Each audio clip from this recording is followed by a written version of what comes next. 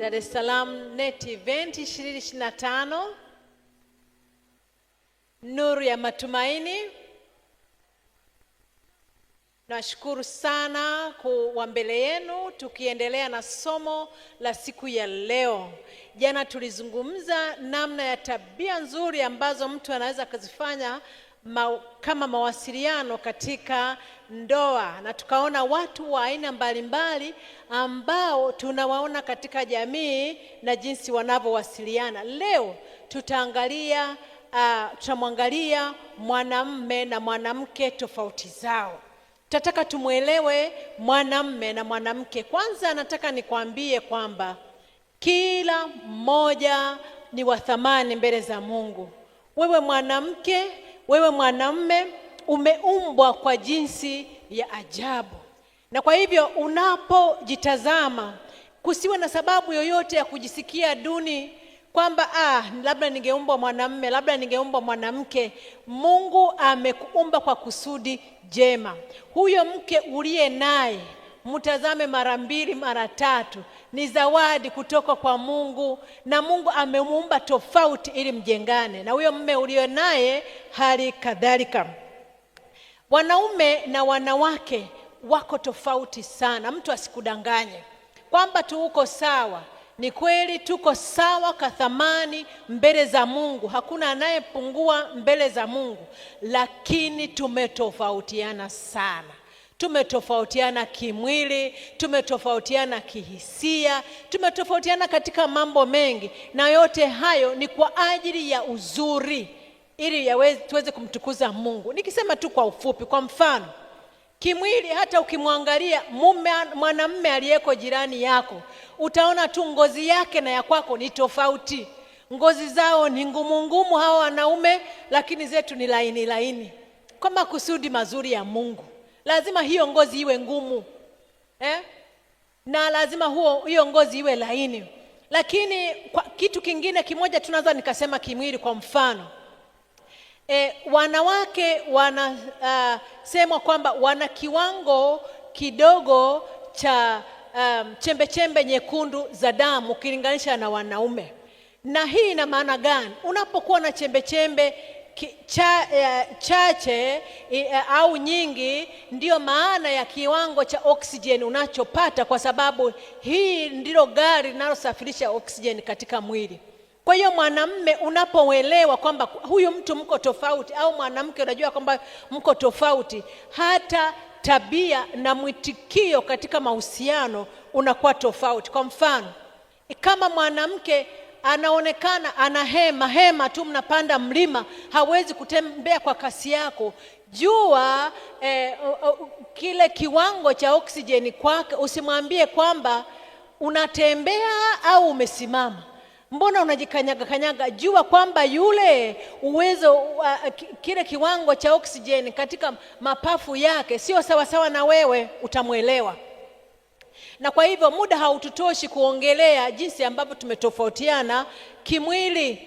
Labda hata misuli mwanamume aliye nayo imejengeka tofauti, mwanamke imejengeka tofauti. Ubongo wetu wanawake, tuna uwezo wa kutumia ubongo ukawasiliana vizuri upande wa kulia na kushoto kuliko wanaume.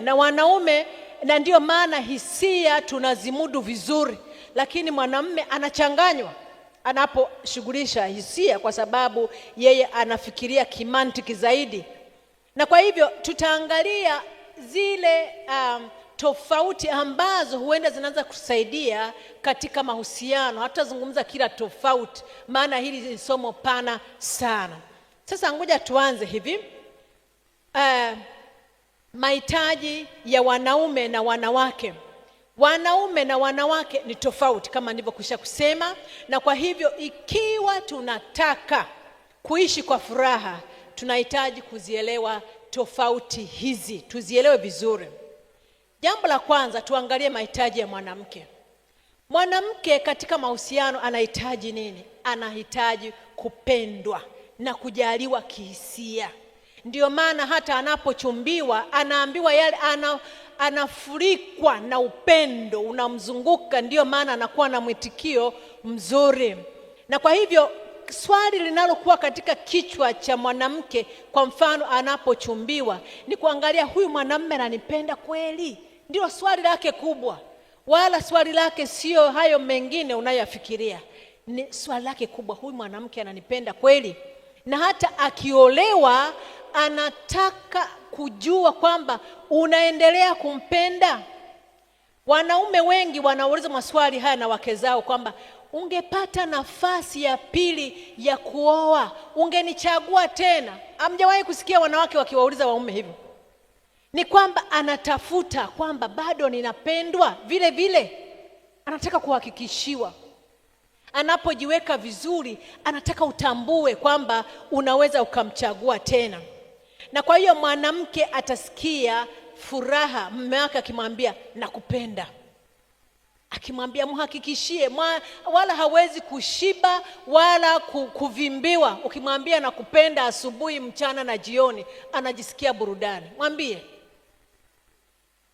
Lakini hapa nikiongea, kuna wengine hapa kwa mara ya mwisho alilisikia alipokuwa anachumbiwa, leo halisikii tena, halisikii.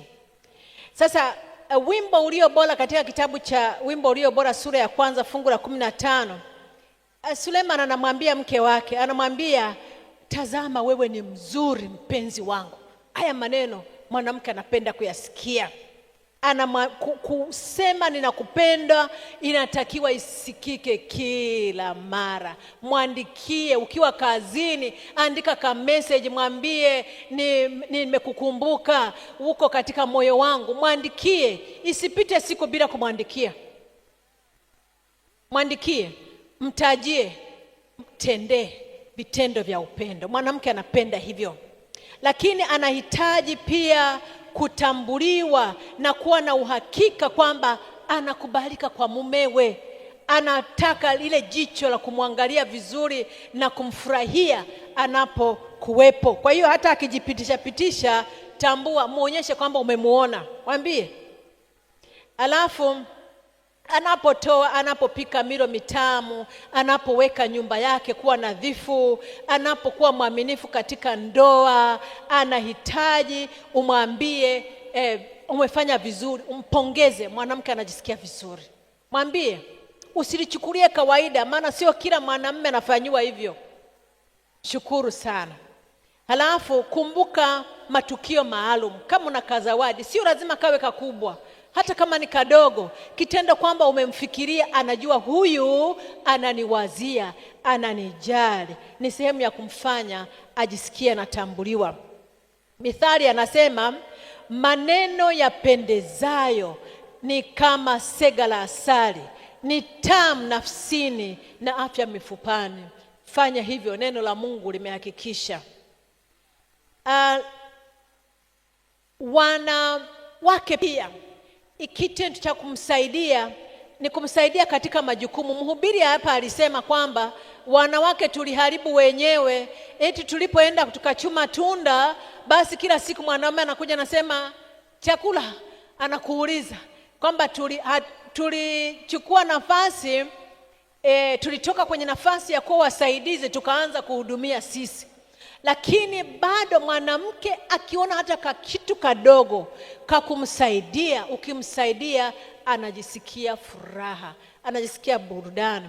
Mkono wa mwanaume usiinuliwe tu kumkumbatia, bali uinuliwe pia kumsaidia katika kupunguza mzigo wa majukumu mengi aliyo nayo. Wanawake wengi wamechoka, anachoka kwa sababu anakimbizana na maisha na mambo mengi. Unapompenda, kama ishara ya kumpenda ni kuelewa kwamba huyu mwanamke naye anachoka, amechoka. Na ukitaka huduma nzuri ya yale mambo mengine ni lazima umpumzishe, si ndio? Mwanamume mwanamke anahitaji mwanamume anayemsikiliza. Unapokuwa hata kama amekuja kukwambia habari na umeshika gazeti, unasema weka gazeti kando, muangalie machoni, umwambie unasemaje. Mpe usikivu, ajue kwamba anachozungumza ni cha thamani. Wanaume wenye hekima huwa wana muda wa kusikiliza maneno, ujumbe wa sauti na lugha ya kimwili ya mwanamke. Lakini pia wanawake tunapaswa kujua kwamba wanaume wana kiwango kidogo cha kuongea na kusikiliza sana. Kwa hiyo usitengeneze mazingira ya yule mwanamume kuona kwamba wewe ni mwanakelele sana, maana unajua tuna maneno mengi, na kama uko nyumbani na huyo mwanamume hakuwepo, akifika ndio kwanza kama unaanza. Na kwa hivyo tuwajue kabisa kwamba pia wako tofauti na sisi. Alafu kitu kingine, mwanamume anataka kujua kwamba hisia za mwanamke hubadilika kulingana na mazingira. Wakati wa hedhi mwanamke anaweza kuwa na hisia tofauti. Wakati anapokuwa amechoka anaweza kuwa na hisia tofauti. Lakini mwanamume hisia zake ziko constant, haziathiriwi na mazingira na vitu vingine. Na kwa hiyo anapaswa kuelewa hili. Kwa hiyo mke anahitaji sikio la kusikiliza la mume wake. Wanawake wana utambuzi fulani hivi wa asili ambao akisema hana maelezo makubwa ya kukueleza. Kwa mfano, mwanamke anaweza kukuambia hivi kwamba hii safari hisia zinaniambia ahirisha, usiende. Na kwa sababu mwanamume anahitaji mantiki, anamuuliza kwa nini? Swali kwa nini. Hilo swali kwa nini kwa mwanamke ni kubwa, sio dogo. Anashindwa kujieleza, anasema ni hivyo tu, nimeona hivyo, tunajisikia hivyo. Hasa mwanamume anasema ni hivyo tu, ni kujisikia, au nataka tu nikae hapa.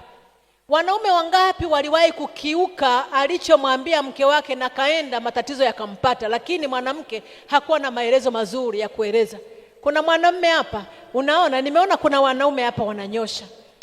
Hicho kitu ni zawadi Mungu amekuwekea mtu ambaye anahisia. Msikilize. Kitu kingine ni hiki kuhusu wanaume sasa.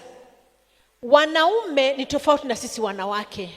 Wanaume kila anachokiona kinachochea anavyojisikia, lakini mwanamke anachochewa na kile anachohisi. Sasa ndio maana hata hivyo tunawashauri kwamba wanawake, jamani, mvae vizuri mnapokwenda kwenye ibada, maeneo ya ibada. Msiwapotoshe wanaume katika kuona wasichotaka kuona, sababu sasa wataweka pazia kwenye macho, hawawezi, wanaona. Kwa hiyo mwanamume mwenye hekima atachukua muda kujali na kumbembeleza mke wake katika kujitayarisha kwa urafiki. Mwanamke ni hisia. Unataka ili uone tofauti ni hivi kati ya Solomoni na mke wake. Solomoni anamwambia mke wake, anasema nitazame uso wako, katika kitabu cha Wimbo Ulio Bora sura ya 2 fungu la 14. Lakini unamsikia mke wake anachozungumza, yeye anahisia na anazungumzia mguso. Mguso ni kitu cha muhimu sana. Anasema mkono wake wa kushoto u chini ya kichwa changu na mkono wake wa kuume unanikumbatia. Kwa hiyo mume mwenye hekima atachukua muda na kujali kumbembeleza mke wake katika kumtayarisha kwa urafiki. Mwanamke anafurahia kuonyeshwa upendo kama tulivyosema, kwa njia mbalimbali, kwa kuguswa, kwa ukaribu, na hatimaye tendo la ndoa sio la kwanza kwa mwanamke, ni jambo la mwisho kabisa, na anaposhikwa sio lazima aishie huko. Kwa hiyo wanasema hivi, kama ingekuwa katika mahusiano kuhesabu ni 1, 2, 3, basi mwanamke anaweza kahesabu 1 kama habari ya kushikwa mkono, kubembelezwa, namba 2 kuwa karibu na kubusiwa, akaishia hapo. Lakini mwanamume yeye anafika mpaka 3. Sasa kama wale wanawake waliokoma hedhi wanaweza wasihesabu hata 1. Sijui mnanielewa vizuri.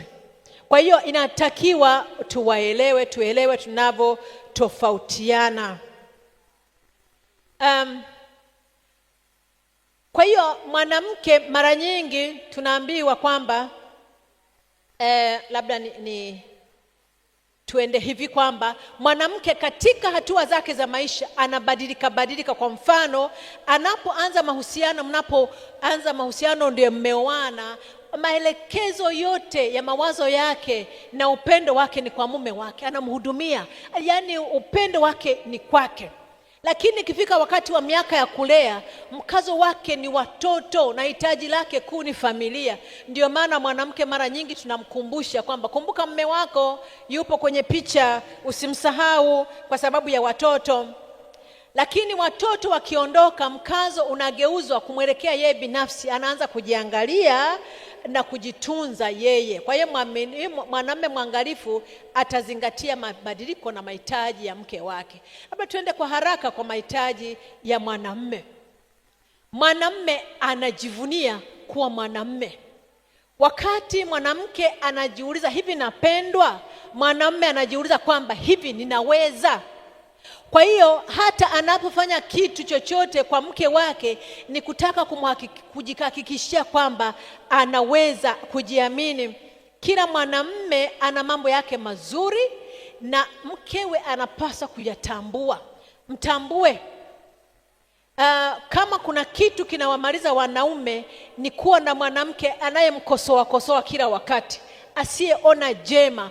Anaua ile ego ya mwanamume, anajiona kama ni mwanamume asiyeweza. Mwanamume anapenda kuifurahia kazi yake kwa sababu inamfanya awe na kipato, na anapokuwa na kipato cha kuhudumia familia anajisikia misuri yake vizuri kwamba ameweza katika maisha. Na usipolitambua hilo kama mwanamke, unamumaliza mwanamume. Na mke mwenye busara atamtia moyo huyu mwanamume ili atimize ndoto zake. Wanaume huzungumza kwa mantiki na sio hisia. Nafikiri nilieleza jambo hili mapema, kulingana na jinsi ambavyo tunatumia ubongo kwa namna tofauti. Na kwa hivyo mwanamke, ndio maana wakati mwingine anaweza hata alie, na anapolia mwanamume anajiuliza huyu mwanamke unalia nini? Wanaume mingi anakupisha kwa sababu hana cha kueleza, hajui cha kukusaidia. Maana mwanamke anaweza akalia akiwa na furaha, anaweza akalia akiwa na huzuni. Sasa anasema tukueleweje? Maneno wanaume wana maneno machache, wanajaribu kuficha hisia zao, hawaongei na kwa sababu maamuzi yao hutegemea mantiki, ni vigumu wakati mwingine kujieleza katika hisia. Kwa mfano, mwanamke anaweza kumweka kikao mume wake akamwambia nieleze hili, ni kwa nini umefanya hivi? Mume anahitaji muda wa kulichakata hilo jambo. Kwa hiyo anapoondoka na kukupisha kidogo, ni ili asikukwaze zaidi, ili alichakate na kusemeshe vizuri. Usimwambie umenidharau. Na mwanamume hupenda mke wake aendelee kuvutia. Kwa hiyo ukifika nyumbani usifikiri ndio mwisho. Hata unapokuwa katika ndoa, ile hali uliyokuwa nayo ya kumvutia anaipenda. Asiwe anakwenda na kuficha mke wake alipo kwa sababu anaogopa umechakaa, umeharibika. Kwa sababu na anapojaribu kukutunza, basi mtie moyo kwa kufanya vizuri. Tulisema kwamba hisia zake huamshwa kile anachokiona. Mwanaume hata baada ya ugomvi, mawazo yake yanaweza kubadilishwa na muonekano mzuri wa mkewe, na anaweza kuwa tayari hata kwa tendo la ndoa hata baada ya kugombana. Lakini sio mwanamke. Wakati mwanamume anapofika umri wakati mwingine anaweza kuwa na changamoto. Anapotathmini malengo yake, anaona kama hayakufikiwa, basi ni rahisi kupata sonona. Kwa hiyo mwanamke mwenye hekima atamsaidia kukabiliana na nyakati hizi. Na kwa sababu hapendi kusema kama anahitaji msaada, ni rahisi kuwa na msongo. Uwe rafiki yake wa karibu ili akuamini, ajue akibwaga moyo wake kwako, wewe utakuwa tayari kumsaidia na kumtia moyo. Mwanamke mwenye hekima ataweza kutoa msaada na wazo lenye hekima. Mwanamume ana kiu ya kuheshimiwa. anaheshimiwa, na anapoheshimiwa ndipo anajua kwamba yuko katika nyumba yake. Kama kuna kitu ambacho wanaume wanakilinda, ni ile kuona kwamba mwanamke amevuka mipaka, anataka kumwingilia. Ndio maana wanaume wanasaidiana, wanawaambia wewe kama umekaliwa na mke wako usituletee hapa. Wanalindana. Kwa hiyo wanahitaji kuheshimiwa. Na namna gani mwanamke atamheshimu mwanamke? Kwanza, anamheshimu mume wake kama kichwa cha familia kwa kutambua uongozi huu aliopewa na Mungu. Na Mungu alimwambia yeye ni kichwa, sio kwa sababu ana akili nyingi tu kukuzidi, au ana nguvu nyingi kukuzidi, au kwa sababu ana pesa. Yeye ni kichwa. Mungu amempatia nafasi hiyo ya uongozi. Iheshimu. Unamheshimu kwa kuzuia tamaa ya kutaka kutawala. Wewe ukiona umesoma tu, ukiona una cheo, ukiona sijui umefanya nini, unaanza kutaka kuwa juu. Hicho cheo hukupewa, mpatie nafasi yake ya uongozi. Na umheshimu na umstahi hata mbele ya watoto. Watoto wasisikie unavotoa maoni ya baba yao ambayo sio ya hadhi ya kumheshimu. Watoto wajue kabisa kwamba kwa baba mbele ya mama humgusi. Wajue wewe ni mtetezi wake. Lakini kuna nyumba ambapo unakuta akina baba wana majina ambayo hata hawayajui, lakini yanajulikana kwa mama na watoto. Anafurahi unapothamini maoni yake na mawazo yake, hata kama wazo lake huenda ungehitaji liboreshwe.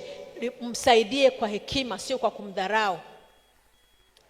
Umheshimu mume wako kwa jinsi unavyozungumza naye. Mfokee na kumkosoa na kumkosea heshima mbele ya wanaume wenzake. Unampotezea ego. Mungu anahitaji wanaume na wanawake wanaopendana katika familia zao. Unapojua kwamba mwanamume ni tofauti na mke ni tofauti, na halafu ukamkubali kama Mungu alivyomleta katika maisha yako, mkajengana, itakusaidia.